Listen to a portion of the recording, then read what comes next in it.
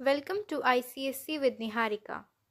आज हम पढ़ेंगे chapter 1 tissues of class 7th ICSE biology. Let's start introduction part.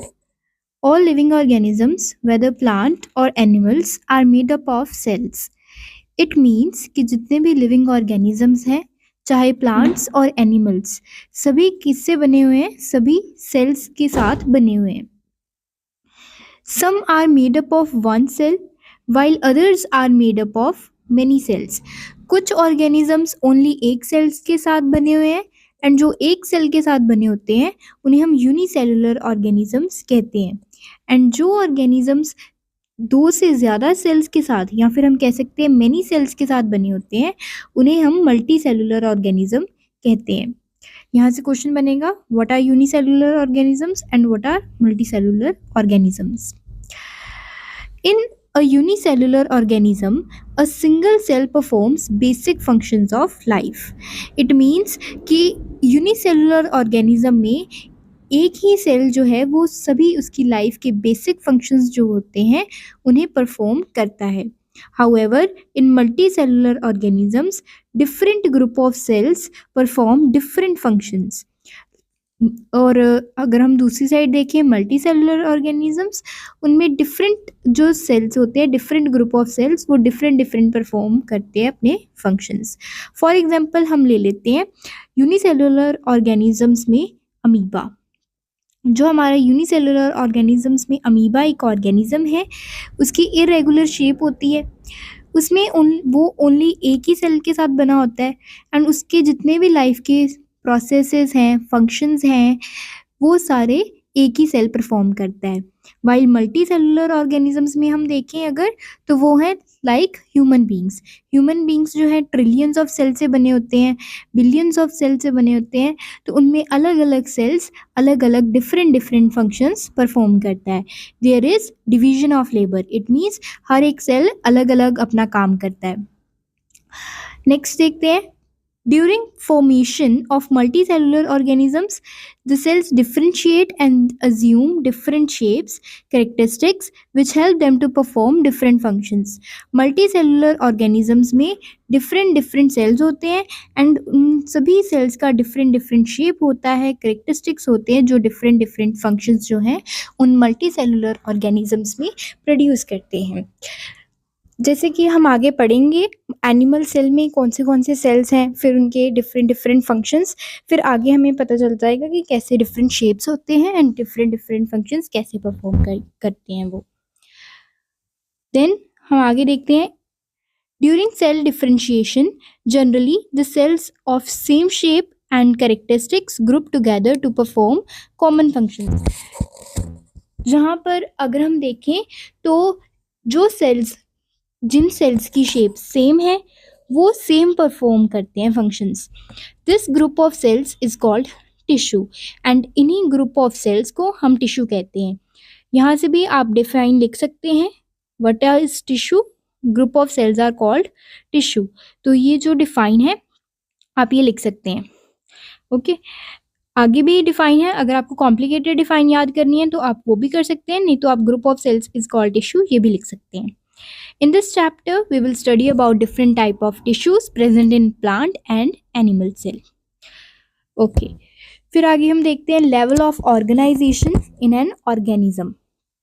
अगर हम देखें तो in an organism, cells are organized into tissues into organs, and organs into organ system. An organism contains various organ systems working together in coordination. It means सबसे पहले level of organisation in an organism का मतलब है कि एक organism किस तरह से बना होता है। जो ऑर्गेनिज्म है सबसे पहले जो है वो एक सेल के साथ बना होता है, सेल के साथ, फिर उसके बाद वो टिश्यूज होते हैं। Tissues means group of cells, कितने सारे सेल्स जब मिल जाते हैं तो वो क्या बनाते हैं, टिश्यूज। फिर आगे जब कितने सारे टिश्यूज मिल जाते हैं तो वो एक ऑर्गन बना देते हैं, लाइक हमारा लिवर, स्टमक। फिर जब कितने सारे ऑर्गन्स मिलकर एक ऑर्गन सिस्टम बना देते हैं। जैसे हमारा रेस्पिरेटरी सिस्टम हो गया, फिर जो भी हमारा डाइजेस्टिव सिस्टम है, फिर वो सभी ऑर्गन्स मिलकर ऑर्गन सिस्टम बना देते हैं। लाइक हमारे डाइजेस्टिव सिस्टम में स्टमक आ गया, वो एक ऑर्गन है। फिर जो हमारे पैनक्रियाज आ गए, small intestine, large intestine, liver and many more things, ये सभी ऑर्गन्स मिलकर एक ऑर्गन सिस्टम बना देते हैं। एंड जब ये ऑर्गन सिस्टम बन जाता है तो एक ऑर्गेनिज्म आता है, फॉर एग्जाम्पल ह्यूमन। ठीक है, सब जितने भी ऑर्गेनिज्म है उनमें सबसे बेसिक कंपोनेंट कौन है? सेल। अब हम स्टार्ट करेंगे हमारा new topic, that is plant tissue. Plant tissues बहुत इजी है, इजीली याद हो जाएगा। सबसे पहले what is tissue? Tissue is defined age group of sales having similar structure, जिनका सेम स्ट्रक्चर होता है एंड जो परफॉर्म करते हैं सेम फंक्शन, उन्हें हम टिश्यू कहते हैं। या फिर group of cells are called tissue, ये भी लिख सकते हो। For example, parenchyma tissues in a plant consist of thin walled cell and the ones that have chloroplast perform the same function of the photosynthesis। Example क्या दी हुई है tissue की? Parenchyma tissue जो है प्लांट्स में, वो क्या करता है? It is consist of thin wall. Parenchyma tissues की थिन वॉल होती है एंड जिनके पास क्लोरोप्लास्ट होता है वो सेम फंक्शन करते हैं। क्लोरोप्लास्ट क्या होता है? क्लोरोप्लास्ट एक हमारे पास एक और मतलब कि ऑर्गेनेली है जो हमारे प्लांट सेल में मिलती है एंड वो फोटोसिंथेसिस परफॉर्म करते हैं, मीन्स प्लांट्स का खाना बनाने में हेल्प करते हैं। ग्लूकोज वगैरह उसी से बनता है। फिर types of plant tissues. Plants जो है it is made up of different kind of tissues which can be classified into meristematic tissue and permanent tissue। plant tissue के आगे टू टाइप्स हैं, meristematic tissue and permanent tissue। meristematic tissue are composed of undifferentiated cells while permanent tissues are composed of differentiated cells। it means जो meristematic tissues हैं वो undifferentiated cells हैं, means इसमें कोई इन cells में कोई ज़्यादा डिफरेंस नहीं होता है। while permanent tissues जो हैं they are composed of differentiated cells, means इन सेल्स में जो permanent tissues हैं उनमें different cells होते हैं। both type of tissues are further modified into various types as given below। और आगे जो है परमानेंट टिश्यू वो आगे और टू टाइप्स में डिवाइडेड है।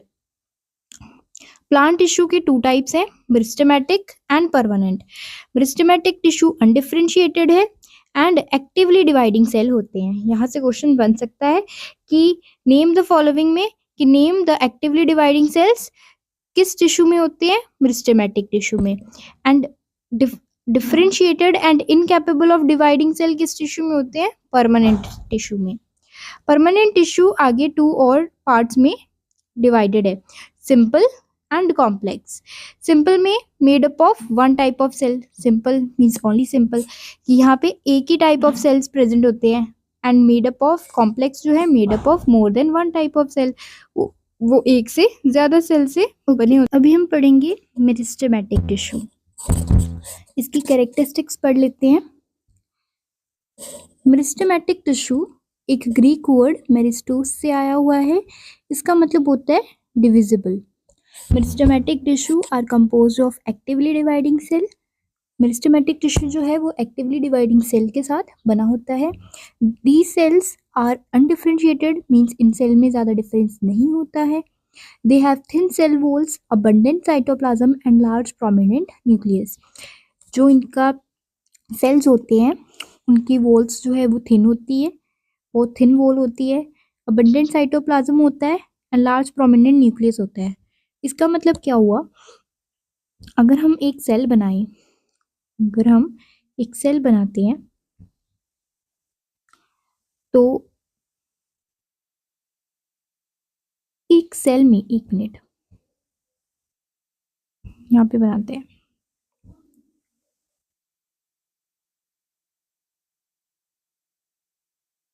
एक सेल में न्यूक्लियस होता है, ओके। ये न्यूक्लियस होता है, इसमें एक न्यूक्लियोलस होता है, यहाँ पे एक जेनेटिक मटेरियल पड़ा होता है। ये सारे को हम सेल बोलते हैं, ठीक है। इसमें जेली लाइक सब्सटेंस पड़ा होता है, उसे हम साइटोप्लाज्म बोलते हैं। क्या बोलते हैं? साइटोप्लाज्म। साइटोप्लाज्म। एंड इनमें कुछ ना कुछ ऑर्गेनेलीज पड़ी होती हैं। एंड यहाँ पे एक वैक्यूल होता है, जो आपके यहाँ पे आया हुआ है वैक्यूल, इसमें वाटर स्टोरेज होती है, वाटर स्टोरेज होती है, एंड इसे हम वैक्यूल कहते हैं। ओके, ये हमारा एक सेल का स्ट्रक्चर होता है पूरा, ठीक है। सेल, उसमें न्यूक्लियस जेनेटिक मटेरियल होता है, न्यूक्लियस होता है, जेली लाइक सब्सटेंस होता है जिसे हम साइटोप्लाज्म बोलते हैं, वैक्यूल है जिसमें वाटर स्टोरेज होता है। एंड ये सेल, अगर हम अभी देखें तो यहाँ पे क्या बोल रहा है, meristematic tissue have thin cell wall, means जो सेल वॉल है वो बहुत थिन है। सेल वॉल क्या होता है कि इसकी आउटर कवरिंग, इसकी आउटर कवरिंग, ये जो सेल बनाया है हमने, इसकी जो आउटर कवरिंग जो है वो बहुत ज़्यादा थिन है, एंड उसी को हम क्या कहते हैं, सेल वॉल कहते हैं। ये जो येलो से बनाया है मैंने, ठीक है। थिन सेल वॉल है, अबंडेंट साइटोप्लाज्म है, मीन्स बहुत ज़्यादा साइटोप्लाज्म है, जेली लाइक सब्सटेंस है जिसे हम साइटोप्लाज्म कहते हैं। लार्ज प्रोमिनेंट न्यूक्लियस है, एक लार्ज न्यूक्लियस है, ये जो मैंने रेड से बनाया था न्यूक्लियस, ये वाला।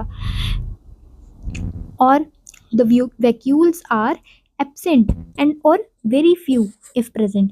कहता है ये जो वैक्यूल है ना, ये एब्सेंट होता है, मीन्स ये नहीं होता, और अगर होता है तो बहुत कम होते हैं, इतना बड़ा नहीं होता है। ये जो मैंने स्ट्रक्चर बनाया है, ये मैंने एक सिंपल ऑर्डिनरी सेल का बनाया, लेकिन मेरिस्टेमेटिक टिश्यू में जो सेल्स हैं उनमें वैक्यूल नहीं होता है, और अगर होता है तो बहुत कम होता है। The cells are compactly arranged without intercellular spaces. Meristematic tissue में जो सेल्स हैं वो कॉम्पैक्टली अरेंज्ड हैं, मतलब बहुत पास पास में अरेंज है। मुझे नहीं लगता ये को दिख रहा होगा ये वाला कलर।